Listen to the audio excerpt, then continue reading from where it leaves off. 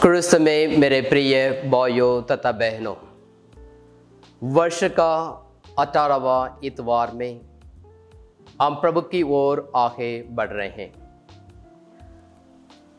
आज का इतवार में हम विशेष रूप से सभी पुरोहितों को प्रभु के समक्ष रखते हुए प्रार्थना भी करते हैं, क्योंकि आज का दिन संत योहन मरिय वियानी, जो सभी पुरोहितों का संरक्षक संत का पर्व मना रहे हैं।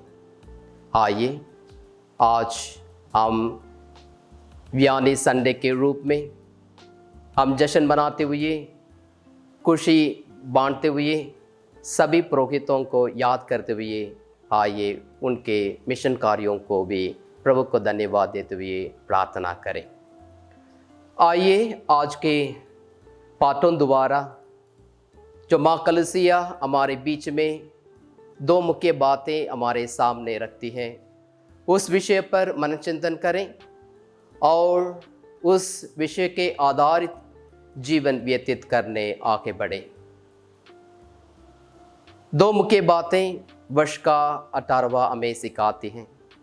पहला है, जो कोई प्रभु के पास आते हैं उन्हें आध्यात्मिक रूप से कोई भूख नहीं, शरीर के तौर से भी उन्हें कोई भूख नहीं लगती।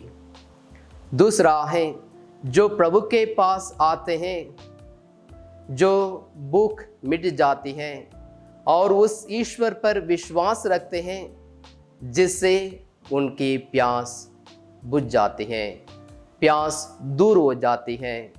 जैसे हिरनी पानी के लिए तरसती है, वैसे ही हमारा जीवन, हमारा तन मन सब कुछ प्रभु में एक हो जाता है।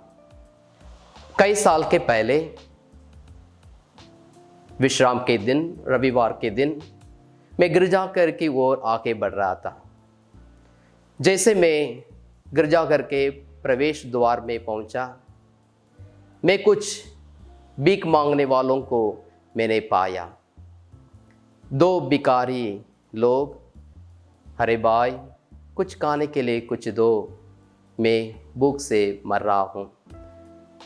इस आवाज़ मेरी कानों से सुनने का समय आया है।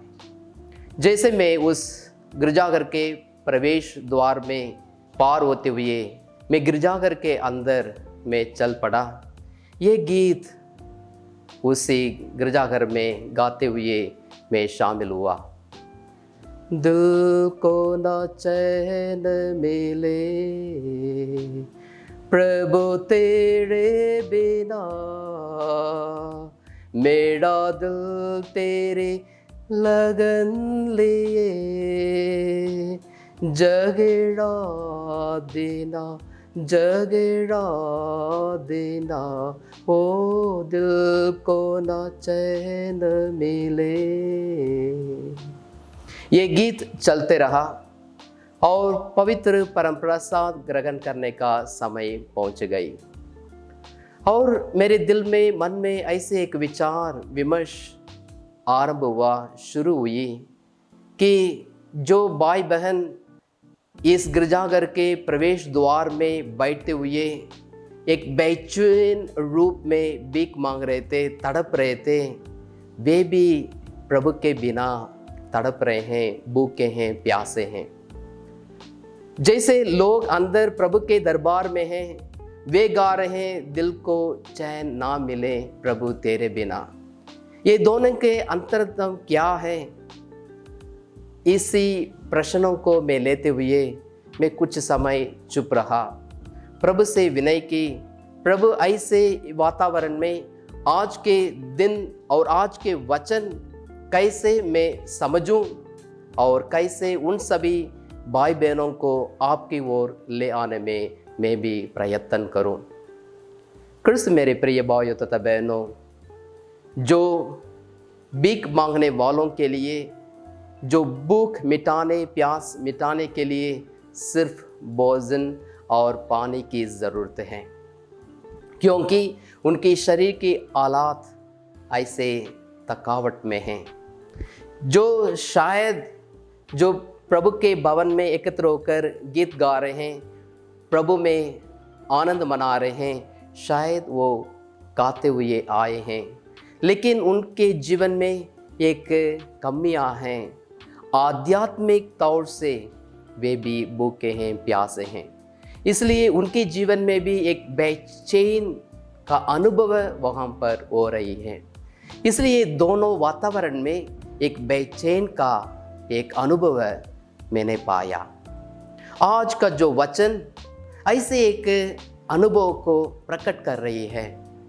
हम देख रहे हैं कैसे इज़राइली प्रजा जो पिता ईश्वर के द्वारा मूसा और आरून के द्वारा मिस्र देश के गुलामी से उन्हें निकालकर उन्हें प्रतिज्ञात देश की ओर ले जा रहे हैं, लेकिन ऐसे एक संभव हो रही है, अनुभव हो रही है कि प्रतिज्ञात देश की ओर आगे बढ़ने के लिए ये मरुभूमि स्थल में वे प्रवेश करते हुए आगे बढ़ रहे हैं। ऐसे एक वातावरण वहाँ पर अनुभव हो रही है कि एक बेचैन अनुभव है, एक बेचैन का हालत वहाँ पर देख रहे हैं। मरुभूमि स्थल में पूरा सूखा हुआ है, पानी नहीं है, खाने के लिए भोजन नहीं है, तरस रहे हैं, बुनबुनाने लग रहे हैं, और मूसा के विरुद्ध सब कुछ हो रही है। इससे तो बड़ी अच्छा लगा होता कि मिस्र देश में आप मांस की हड्डियाँ रोटी खाते पीते। आप ऐसे एक मरुभूमि स्थल में हमें ले आए हैं, हम भूखे से प्यासे से, हम वेदनाएं कठिनाइयों से हम गिर पड़े हैं। ऐसे बुनबुनाने लगे इजरायली लोग। प्रभु की आशीष वहाँ पर आ रही है और इजराइल लोगों की उस वाणी को प्रभु सुना और स्वर्ग से रोटी बरसा रहे हैं और सभी लोग उस मन्ना खाकर तृप्त होते हैं और आगे बढ़ रहे हैं। ये एक घटना है, निर्गमन ग्रंथ आज के पहले पाठ हमें दर्शाता है।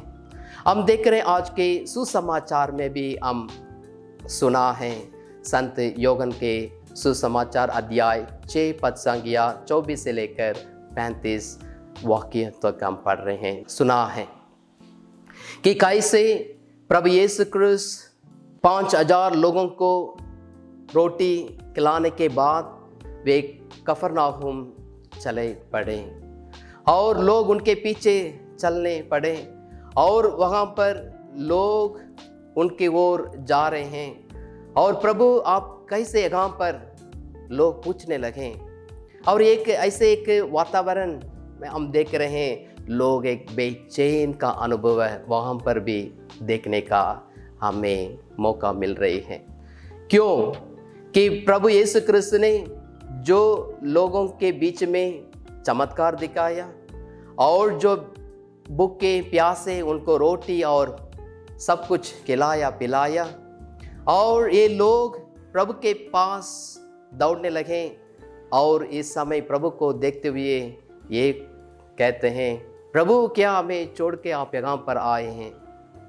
और प्रभु बताते हैं, आप चमत्कारों के कारण नहीं बल्कि जो रोटी आपने खाकर तृप्त हुए हैं उसी के लिए आप मेरे पीछे आए हैं।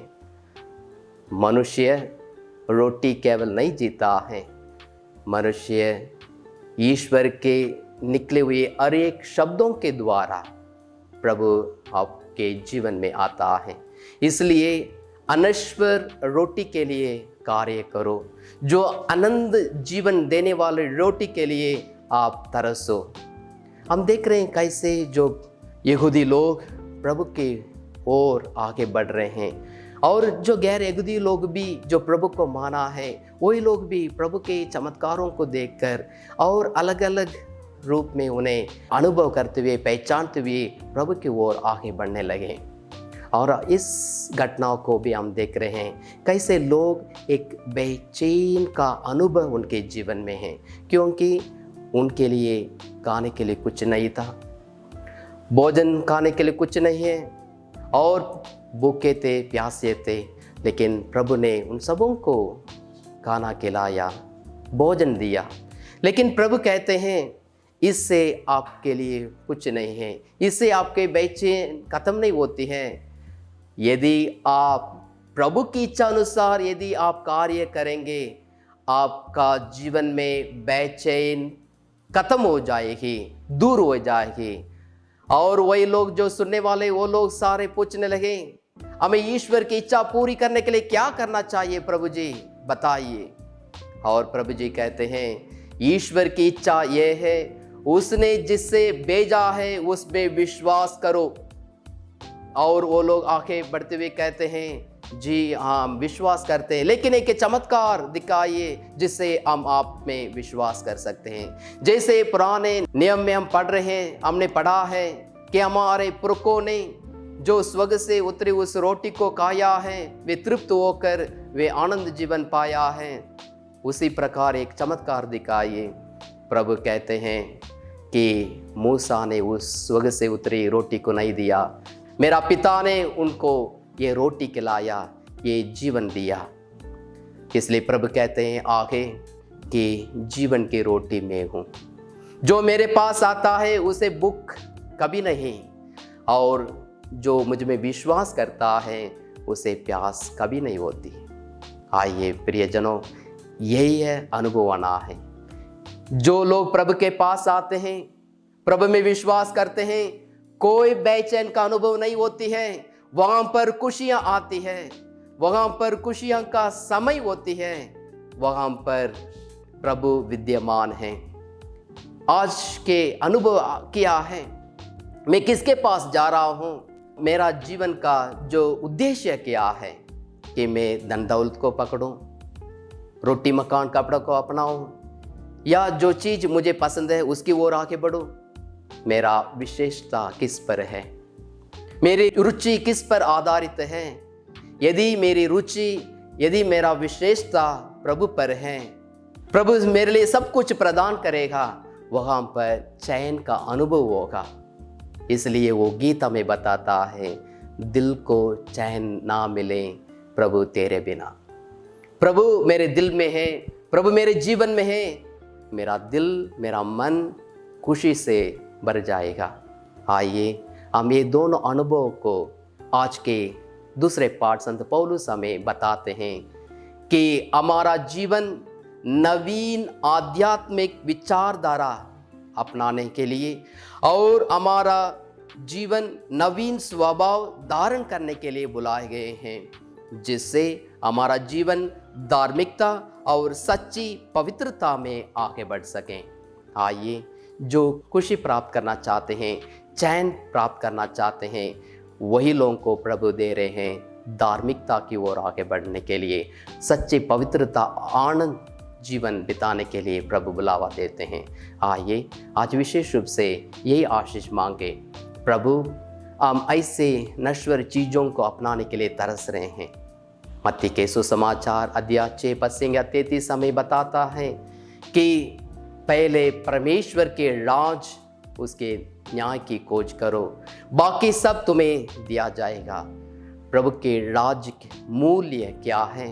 प्यार, शांति, न्याय, धार्मिकता, भाईचारा, ये सभी बातों को हम मनन चिंतन करते हुए उससे ढूंढें, उसकी खोज करें, जिससे आपके दिल चैन से भरे, आपका मन खुशियों से भरे और आपके परिवार, पल्ली, समाज और दुनिया सब ईश्वर की राहों में, गुणगान में बढ़ते रहें। आइए हम इसके लिए प्रार्थना करेंगे। ईश्वरीय आशीष हम सबों पर रहे, जिससे हम ये कह सकते हैं कि मेरा प्रभु मेरे दिल में है, मेरा प्रभु मेरे दिल में है, मेरा प्रभु मेरे जीवन में है, और वही जीवन देने वाला प्रभु मेरे जीवन की गाड़ी चला रहा है। आइए हम उसी प्रभु से हम विनय करेंगे कि आनंद जीवन पाने के लिए प्रभु मैं तरस रहा हूँ, मेरे जीवन में आओ, मेरे जीवन में आओ प्रभु जी, मैं आनंद जीवन पाने के लिए मैं तरस रहा हूँ। आइए इस तरस और हम आगे बढ़े। जहाँ कहीं भी इस तरस में हम आगे बढ़ते हैं, वहाँ पर ईश्वर अपने जीवन को देते हैं।